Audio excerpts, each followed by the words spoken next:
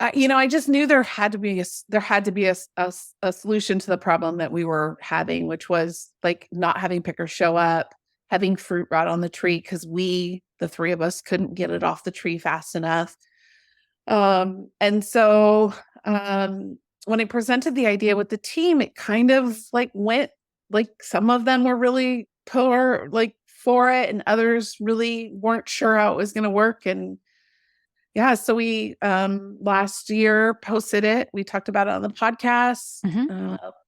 I have connections and relationships with some agriculture colleges on the West Coast. So we made those connections, and we had 32 people apply for an internship that we only had 6 positions for. Welcome to the Daily Coffee Pro by Map It Forward, friends. I'm your host, Lee Safar, and this is episode 1 of a 5-part series, which has turned into an annual event for us, which I'm really happy about. We've got Abby Munoz from Monarch Coffee Farms. Abby, welcome back to the podcast for like the 3rd or 4th time. I don't know about 4, 3 maybe. 3 maybe. Okay. Welcome back for the 3rd time. It's a pleasure to have you back. We are revisiting the stuff that we talked about last time on the podcast, which is the internship that we spoke about the last time that you were here. And in this podcast, we are talking about, in this series, we're going to talk about Hawaii and the role that it's going to play in a very interesting 12 to 24 months in the coffee supply chain. The series that we had last year was super successful.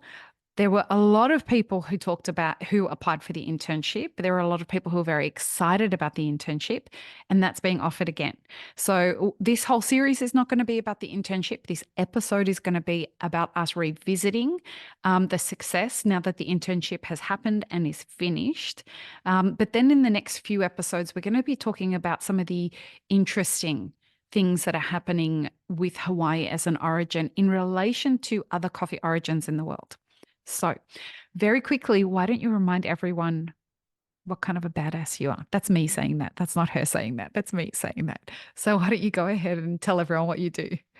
Oh my gosh. Yeah, I don't know that I would say badass. We'll approach that with humility a little bit.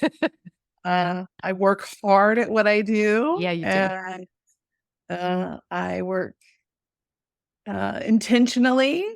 Yeah. And work towards manifesting things, as you and I both talk about often, right? Yeah.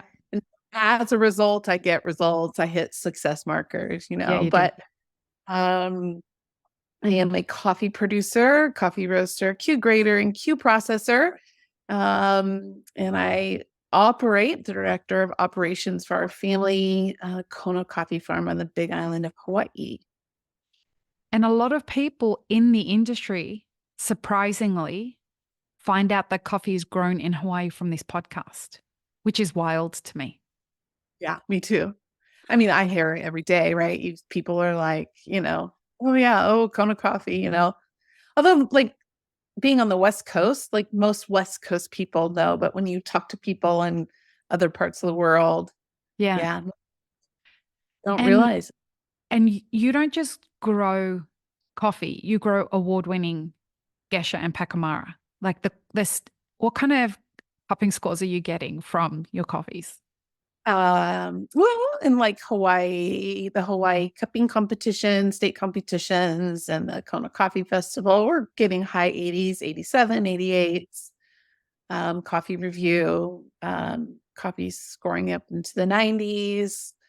On average, like within our QC team that are on the farm, as well as some Q grader partners that I have on the mainland that cup our coffees often. They're high 80s and low 90s.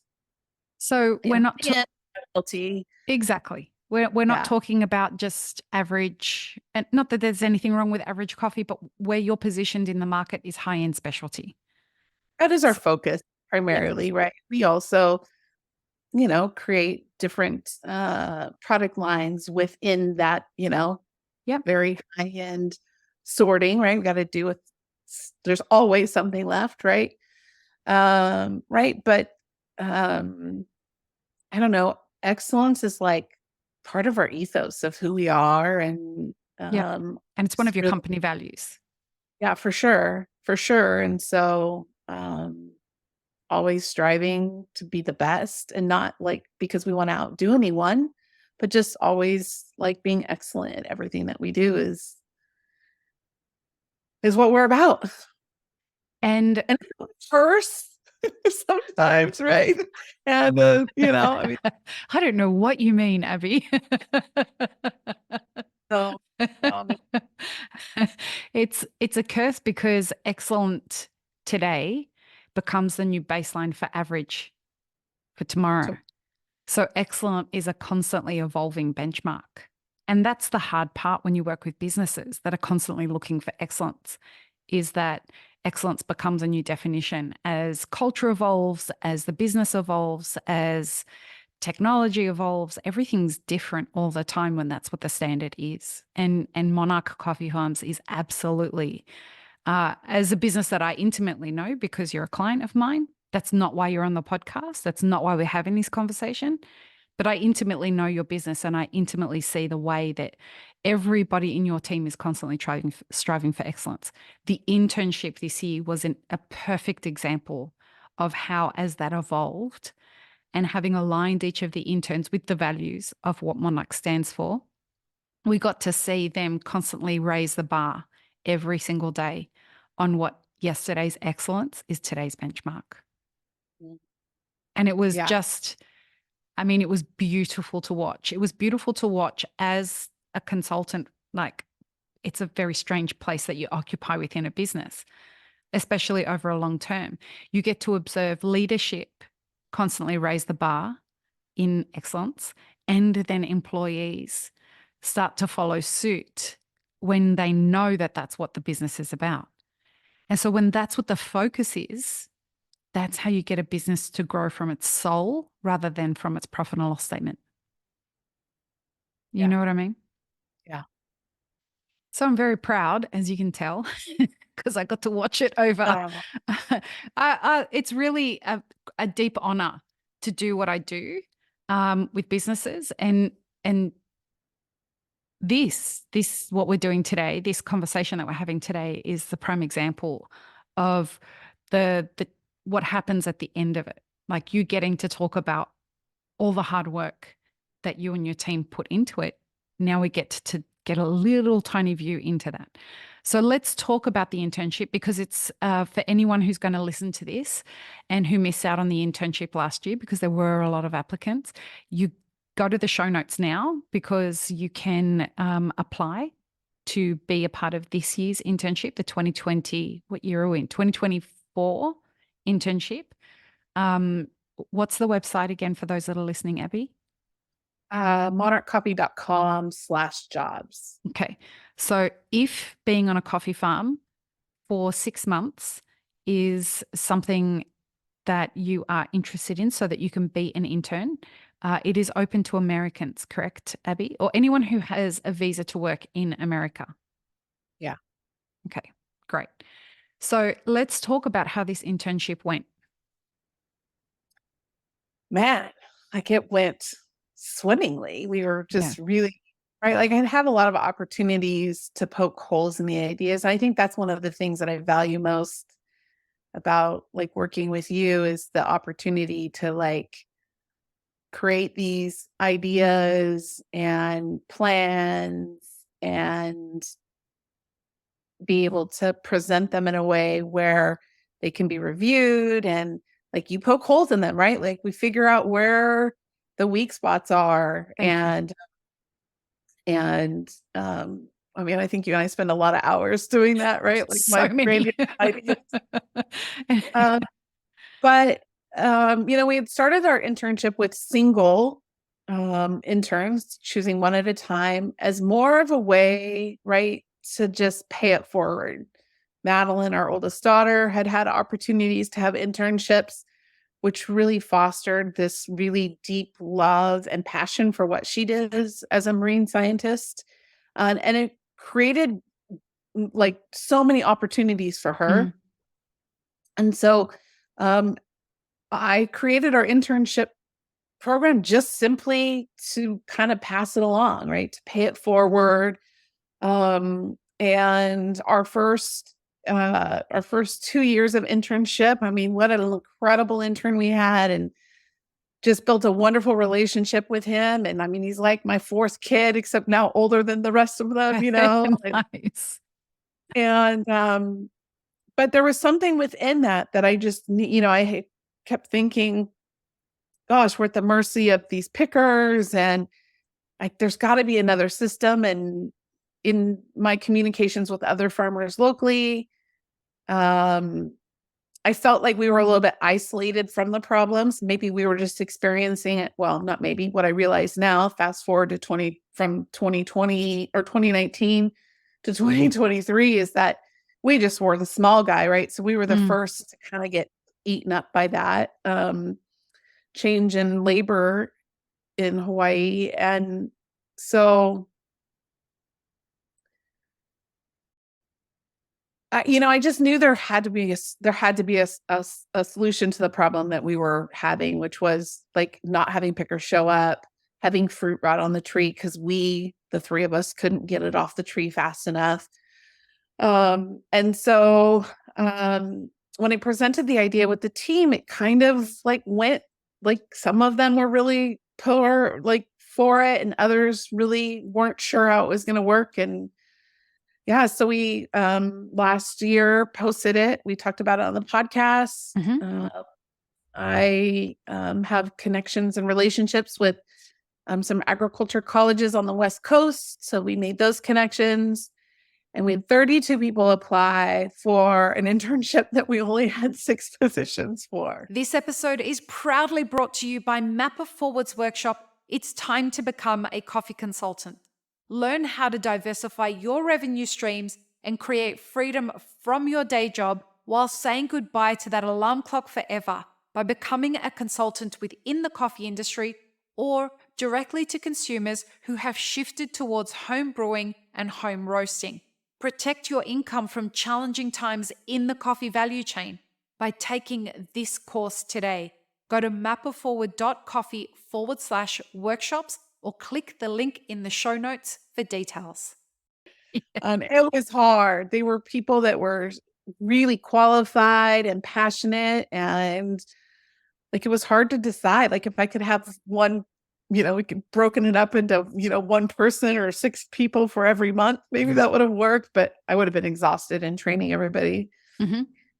But yeah, it was really super successful. And if we talk about like the start of it was interesting. I was there around the start of it. It was so fascinating to watch people who hadn't worked picking coffee before know that they were going to get paid because this is a paid internship. They knew this was a job. They had different levels of passion around coffee, different experience around coffee. And there were it wasn't all smooth sailing in the beginning. There was a learning curve. And it seemed, but because you had aligned everybody in what your very clear targets were, you and Sal had both been very clear about what the objectives were. Everyone kind of brought themselves to the place that you needed them to be, where everyone was kind of a gun, right? Yeah. Well, I think what was fascinating was how their momentum built as the harvest built, right? Yeah. The season built on, right? And I mean, their first week was really challenging. I think out of the gate, they thought maybe, oh yeah, we have our orientation and a farm tour. We get to taste these coffees and learn how to pick coffee. And then, I mean, the first challenge was being presented with their project, right? Like, Yeah. wow, like, but yet they were able to right? Like we left that experience with clarity surrounding what was next and what the rules were going to be. And I mean, gosh, their first day, what did you guys like? I think you picked 2 pounds of coffee your first day. I think it's very clear that being a coffee cherry picker is not in my future at all. I got a whole new level of appreciation for the skill that's required to be a specialty coffee cherry picker, because the attention to detail is necessary, and the speed is necessary. And I'm not that person. Just because I'm too careful. I'm very, very particular. So folks, if you've never picked coffee cherries, clearly I'm an expert now. So you should take all the advice from me, not. But what I'm saying is, like, you've got to pick cherries that are a specific between a color range. And I was so scared I was going to pick cherries that were too young that I left too many cherries on the tree. So I had to go back twice, not just go back once. I went back twice over the rows that I had picked, which meant I picked fucking nothing. So it was embarrassing. It was Feel like 30 cherries in your bucket or something. I'm like, this was wrong. And so like everyone, we all made that same mistake. Everyone that was picking on, I was there for the first day of picking. We all made the same mistake. And the goal was to get to like 100 pounds a day, I think. Was that the goal? And they did it. Yeah. So, right. So our average coffee picker, like an experienced, skilled coffee picker, right, is they easily can pick 200 or 300 pounds a day. Jorge, who's our number one farm man, he, easily 280 pounds, like nothing. And I mean, you see his baskets after every row. And I mean, it's all perfect, right? There's very little, anything that does not belong in that fruit selection. And he does it with, like a breeze, right? And he doesn't even break a sweat practically. And so my expectation, I never expected our interns, even at the end of the internship, to be able to be at the level of skill set that Jorge is at. Jorge's been doing this for 25 years.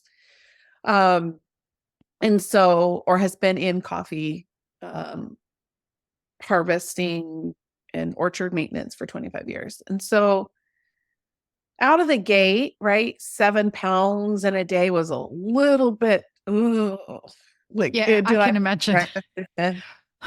Right. And then as you rolled into the second week, right, as they finished, they were up to like 20 pounds, right? And then you have this 14-day lull between the next round of picking.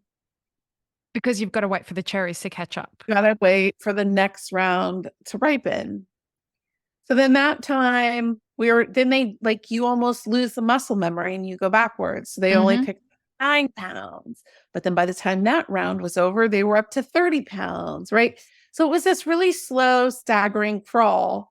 And luckily that's how the harvest rolls out, right? It's not like the peak harvest and we have thousands of pounds of cherry coming off, right? There was an opportunity for them to build that muscle memory. Towards the end, Tanner slayed it. He was like in the 170s. Wow. Okay. Yeah. Larissa was right behind him. Aaron, also, I mean, their pivotability was and adaptability was incredible, right? Awesome. Like we had a lot of life that happened late in the harvest. Or at the peak of harvest, not even at late harvest, the peak of harvest. And they went from being coffee roasters to being guest ambassadors, coffee ambassadors, farm tour guides, into picking coffee, back to roasting, everyone really stepped up. And I think that, when I could have chosen interns who checked all the boxes, right? But instead we just really focused on people who had the same mission or same values as us, right? People who are willing to be pivotable. And Tanner and Larissa had absolutely zero experience in coffee. They didn't even know coffee brewing, but they had a passion for agriculture and they were looking for an adventure. And it was incredible. Yeah. And I learned so much from them, right? I learned so much from them about myself, about about what we needed to like, what kind of business, not what kind of business, but what kind of leader that I like aspired to be. Right. Amazing. Yeah, super incredible. What was really wonderful that I observed about these interns, Tana, Larissa, and Erin, is that when life started lifing on the farm, they showed up. Every day. And guys, if you're listening, congratulations on showing everybody what kind of humans you are. Yeah. We are just, oh, I'm totally gonna cry. And Like, so proud. yeah, And while, maybe I'm not someone they would have called to have over for dinner or expected to go on a Hawaiian vacation with, right? yeah, Uh, they showed up every day, and they continue to show up, right? Like, internship was over and they came back to fill in for us, yep, when the need arose and arose. And right, they were amazing co-residents. They lived on the farm and really took ownership over the space, over in a positive way, right? yeah. Sophie, the The dog, dog. all. And not only that, right? We had 3 permanent interns, and then we had 1 intern that, because of logistics and visas, he wasn't able to come. So then we had, 2 others that slipped in. And Yep. even though they were only there for 6 weeks, Robert and Florence, right? They were incredible assets, and they brought so much Mm. to the table. And again, like, just deposited these nuggets, and helped create this Successful relation. harvest. Yeah. Yeah. And this is the thing that I find is so underappreciated at the consuming end of our supply chain is the kind of the communal effort that's required to get this commodity into the hands of coffee roasters is colossal. So much can go wrong on a coffee farm that we never hear about.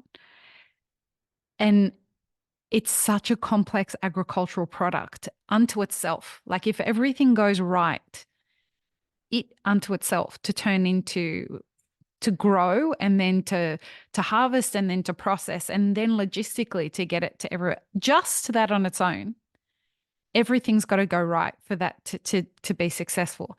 And then life happens on a coffee farm, and then weather happens on a coffee farm, and then economics happens on a coffee farm, and all of these external forces.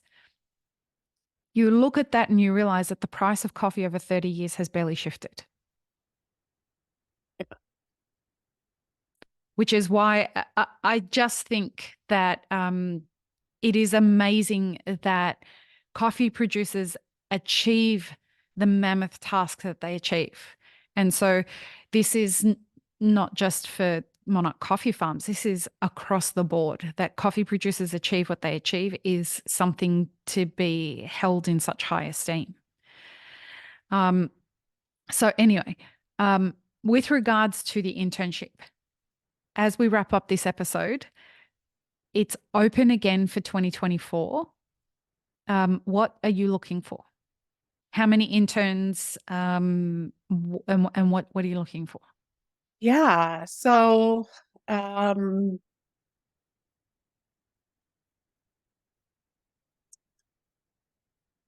was really interesting to learn. I mean, most of the time there was only, when we look at average through the whole internship program, out of 6 that we were looking at, we really only had 3 the whole entire time, right? And this innovative way of bringing in laborers for a season when you need it the most, right? Like, the total cost of having the interns was significantly less than paying pickers, what did we say, like 20,000 or $10,000, right? Right? Just to reiterate there, guys, we did pay the interns. They were Yeah, paid well. is $18. You get paid $18 an hour. There is limited housing available on the farm. We did offer an end of harvest bonus, which was something that I presented at the beginning, kind of as like, oh my gosh, I hope that I'm going to prove myself right, that this will.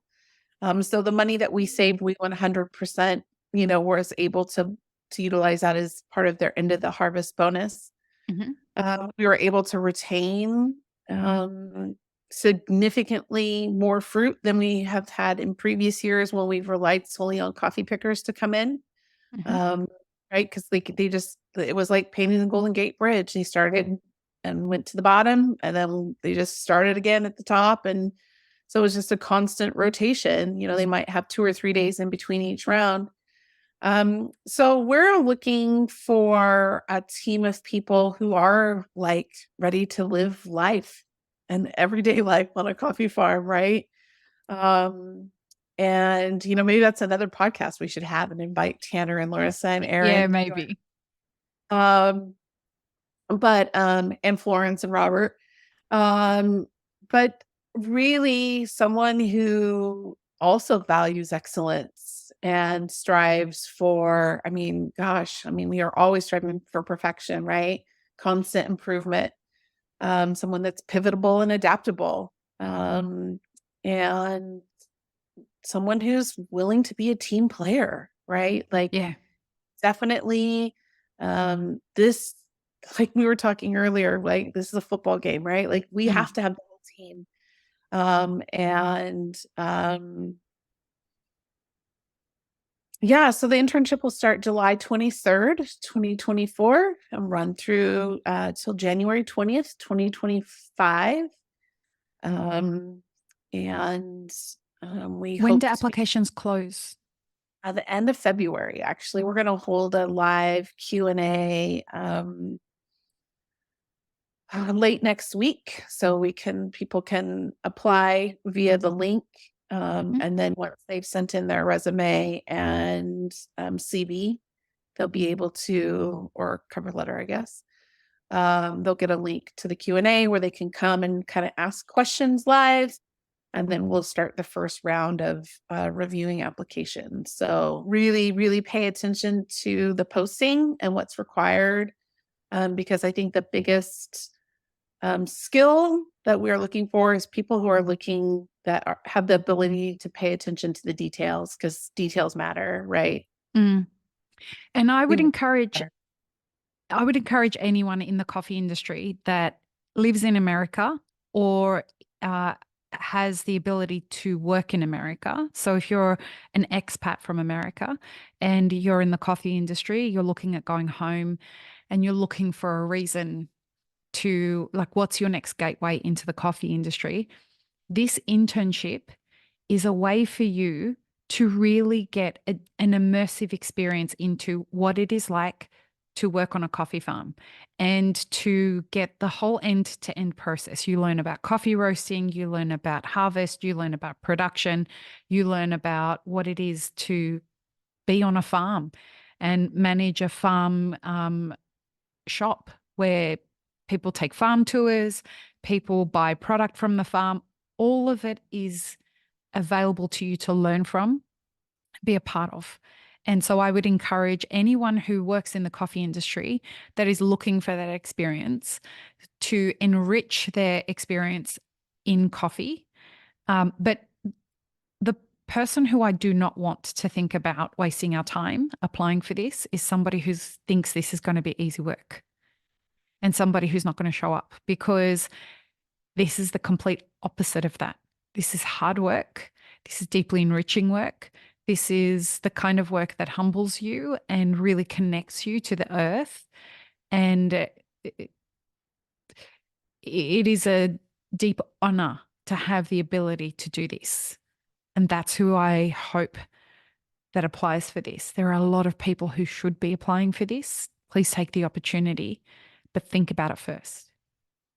Yeah, there's people who want to take advantage of all of the opportunity that is presented to them Mm. during the internship, right? Like understand that it's more than just, you coming and helping me get coffee off of a tree, right?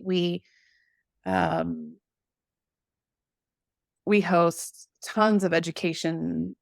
There are lots of education opportunities on the farm, like from roasting courses, learning from world-renowned roasters from the US. We host the Q processing course.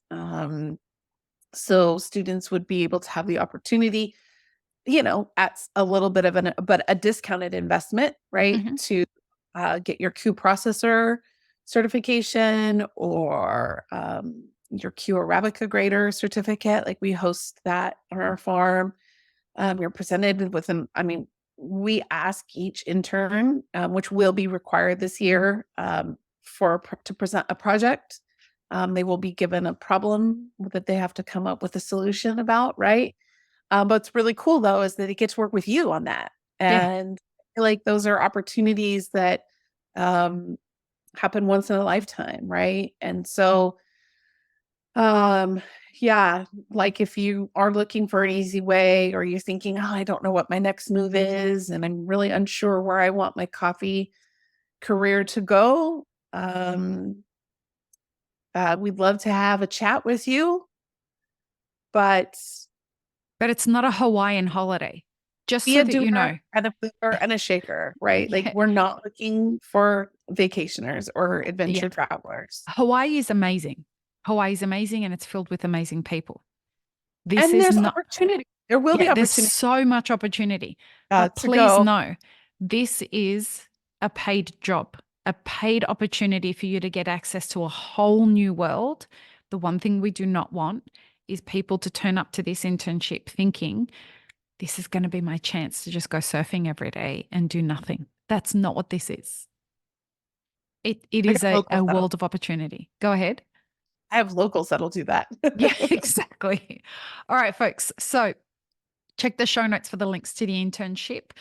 In the next episode, we're going to talk about why Hawaiian coffee rarely makes it out of Hawaii and is sold locally. This is a fascinating thing to explore. So join us for that. Thanks, Abby, for this. Peace, love, and peanut butter. Have an amazing rest of your day. I really hope you enjoyed this episode, friends. Please don't forget to show us some love by subscribing, liking, commenting, and most of all, sharing this podcast with your friends. Check the show notes for links, including our sponsors and our Patreon. And stay tuned for more great conversations on the Daily Coffee Pro by Mapper Forward.